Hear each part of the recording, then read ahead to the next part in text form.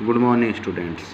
Little heart senior secondary school के online classes में आपका स्वागत है। देखिएगा, कुछ दिन से बच्चों के मैसेज आ रहे थे, फ़ोन कॉल आ रहे थे कि 10th के बाद उनके सब्जेक्ट का सिलेक्शन किस बेस पे किया जाए या कौन सा सब्जेक्ट ले।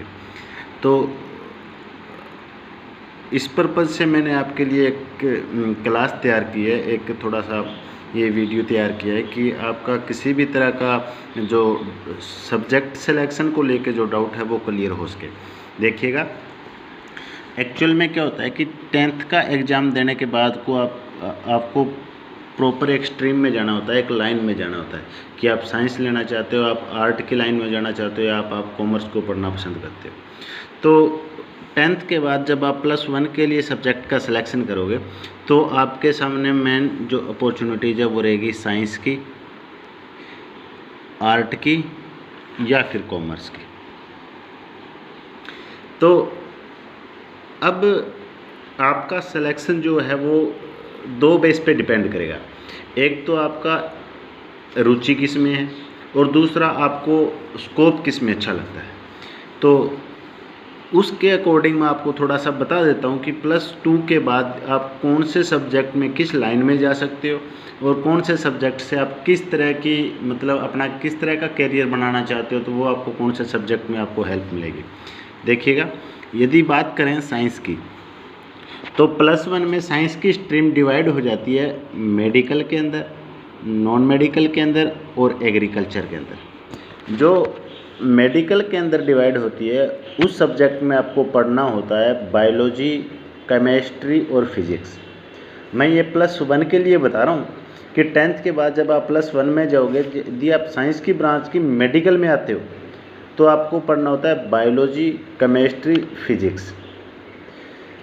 आप +1 में भी 3 सब्जेक्ट पढ़ोगे, +2 में भी 3 सब्जेक्ट पढ़ोगे। ये सब्जेक्ट पढ़ने के बाद आपको आफ्टर +2 एंट्रेंस एग्ज़ाम होते हैं। आफ्टर +2 नीट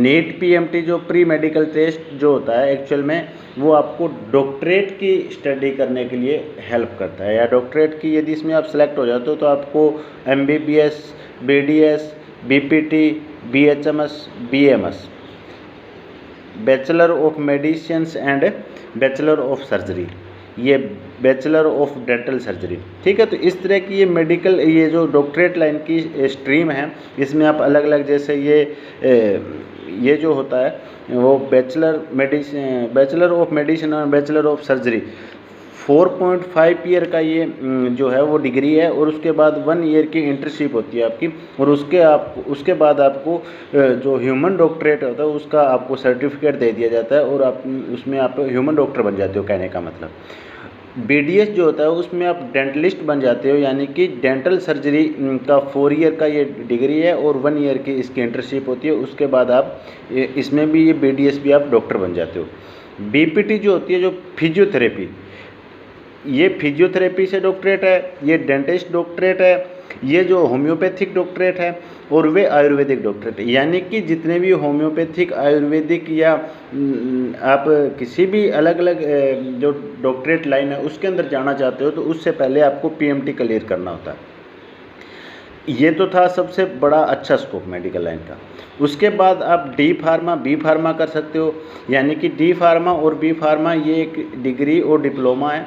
इससे आपको क्या मिलता है, इससे आप मेडिकल का लाइसेंस मिल जाता है, तो आप मेडिकल लाइन में आप मेडिकल स्टोर खोल सकते हो। इसके बाद आप केमिस्ट या फार्मासिस्ट तरह की जो वैकेंसी आती है उसमें आप पार्टिसिपेट कर सकते हो। इसके बाद BSc नर्सिंग, तो नर्सिंग ऑफिसर यदि आप डिग्री कर लेते हो तो नर्सिंग ऑफिसर की भी गवर्नमेंट वैकेंसी आती है, बहुत अच्छा स्कोप है इसके अंदर।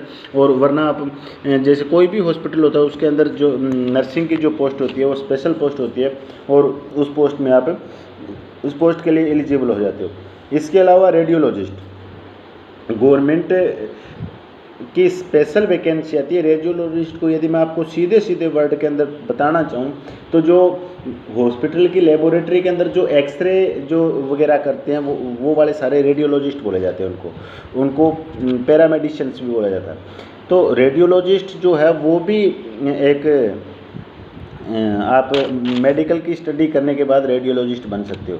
इसके अलावा ये तो सारी होगी मेडिकल लाइन की। इसके अलावा आप BSc करें, एमएससी करे, बीएड करे, तो ये आपका टीचिंग लाइन का जो स्कोप है वो भी इसके लिए खुला रहता है मेडिकल लाइन के लिए।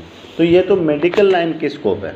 इसके अलावा आप कोई भी किसी भी तरह का कंपटीशन एग्ज़ाम यदि देना चाहते हो तो वो भी कंपटीशन एग्ज़ाम भी आप मेडिकल की स्टडी करके दे सकते हो, RAS IAS जो मर्जी दो, ठीक है। यानी किसी भी तरह का पटवारी, कांस्टेबल, जो XYZ कोई भी एग्ज़ाम यदि आप देना चाहते हो तो आप BSc बेस पे, MSc बेस पे दे सकते हो अच्छे से। तो ये बहुत अच्छी मेडिकल की मतलब स्ट्रीम है और बहुत अच्छा स्कोप है। मेरे को आज के टाइम के यदि स्कोप में देखा जाए तो सबसे अच्छा जो स्कोप है वो इन्हीं साइंस की इस ब्रांच में लगता है। इसके बाद यदि आपको बायो समझने में कोई प्रॉब्लम है, आप केमिस्ट्री भी नहीं मतलब बायो भी नहीं पढ़ना चाहते, आप मैथ पढ़ना चाहते हो, तो फिर आप मेडिकल से आ जाओ नॉन मेडिकल के अंदर। नॉन मेडिकल के अंदर मैथ, केमिस्ट्री और फिजिक्स, केमिस्ट्री फिजिक्स सेम है, सिर्फ आपको बायो की जगह मैथ पढ़ना होता है। तो इसमें आफ्टर +2 आप क्या करोगे, आप IIT में जा सकते हो, आप JEE मेन में जा सकते हो, जॉइंट एंट्रेंस एग्जाम, और IIT Indian institute of technology, इसमें आप जा सकते हो। तो ये सारे के सारे जो है वो आपको बीटेक करने के लिए यानी कि इंजीनियरिंग करने के लिए हेल्प करते हैं। इंजीनियरिंग यदि आप +2 के बाद करना चाहते हो तो आपको IIT JEE दे के ही भी उसके बाद बीटेक में इंटरेस्ट ले सकते हो आप, और जो है एडमिशन ले सकते हो और आप इंजीनियरिंग की पढ़ाई कर सकते हो। इसके अलावा आप BSc कर सकते हो, आप MSc कर सकते हो, और BEd करके टीचिंग लाइन का स्कोप आपके लिए इसमें भी नॉन मेडिकल की ब्रांच के अंदर खुला रहता है। इसके अलावा एयरफोर्स, नेवी, बैंकिंग, ये जो है ये भी हमें हेल्प करती है कहीं ना कहीं नॉन मेडिकल की जो पढ़ाई है वो करने के बाद लाइफ अपना करियर बनाने की। इसके अंदर आपको एक बात बताना चाहूँ, एयरफोर्स की यदि बात करो तो एयरफोर्स में वैसे तो कोई भी स्टूडेंट जा सकता है, आर्ट का भी जा सकता है, मेडिकल का भी जा सकता है, बट एयरफोर्स के अंदर 2 ब्रांचें होती है। एक ब्रांच को हम बोलते हैं X ग्रुप और एक को बोला जाता है Y ग्रुप। जो X ग्रुप जो होता है वो टेक्निकल का होता है।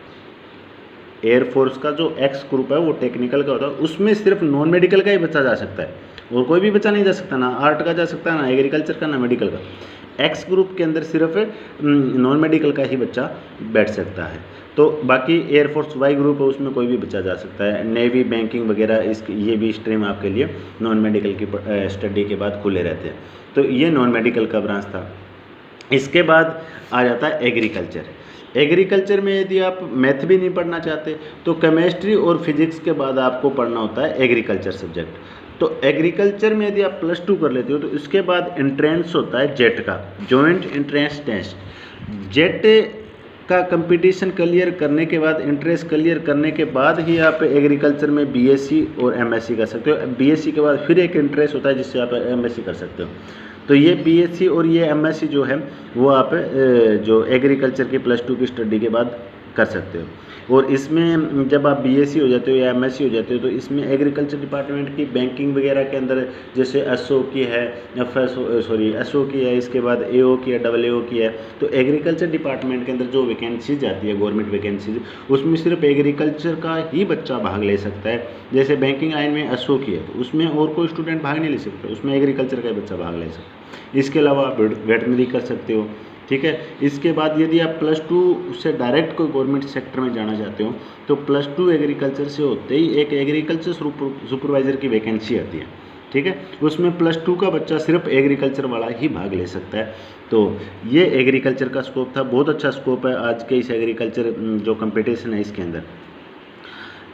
आप साइंस, ये तो साइंस के स्कोप थे, बहुत अच्छे स्कोप है, मेडिकल, नॉन मेडिकल, एग्रीकल्चर।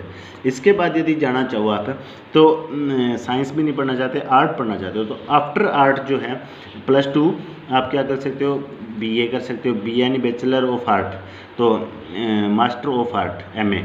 तो यदि आप BA और MA करने के बाद आप टीचिंग लाइन में जा सकते हो। इसके अलावा कोई भी कंपटीशन एग्ज़ाम है वो आप ग्रेजुएशन बेस पे पार्टिसिपेट कर सकते हो। एक बात का ध्यान रखना, आर्ट में आप किसी भी कंपटीशन में जा सकते हो, पर साइंस के यदि आप हो तो आप आर्ट के किसी भी कंपटीशन में जा सकते हो, बट यदि कोई साइंस का स्पेशल कंपटीशन है तो आर्ट का स्टूडेंट उसमें नहीं जा सकता।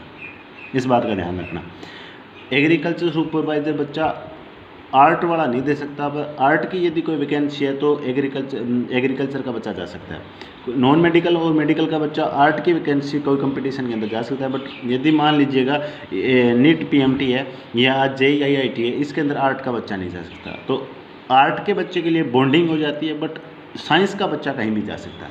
इस बात का ध्यान रखना थोड़ा, ठीक है। इसके अलावा आप यदि जाना चाहो तो कॉमर्स है, जैसे आफ्टर +2 आप BBA कर सकते हो, BCA कर सकते हो। मैनेजमेंट लाइन की जितनी भी स्टडी होती है वो सारी आप कॉमर्स के अंदर कर सकते हो। और इसके अलावा यदि आप इसमें गवर्नमेंट सेक्टर में जाना चाहो तो जैसे बैंकिंग वगैरह और बहुत सारे इसके स्पेशल लाइन्स होते हैं, तो आप कॉमर्स के एजुकेशन के अंदर वो ले सकते हो सारे।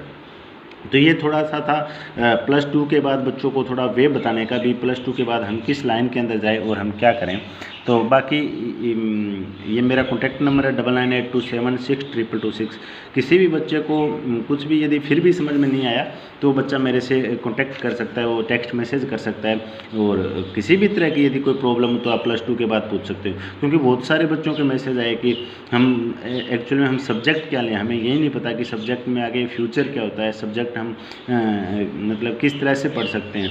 तो आपको किसी भी तरह की कोई घबराने की बिल्कुल आवश्यकता नहीं है। कोई भी किसी भी तरह की प्रॉब्लम हो तो निस्संदेह आप कांटेक्ट करें। और बाकी एक बार अब तो कोरोना लॉकडाउन के बाद 10th का जो एग्ज़ामों का और वो शेड्यूल है वो भी दोबारा गवर्नमेंट ने जारी कर दिया है। शायद 29 और 30 जून को आपका एग्ज़ाम है मैथ और इसका आर्ट का बचा हुआ था वो उसका SST का।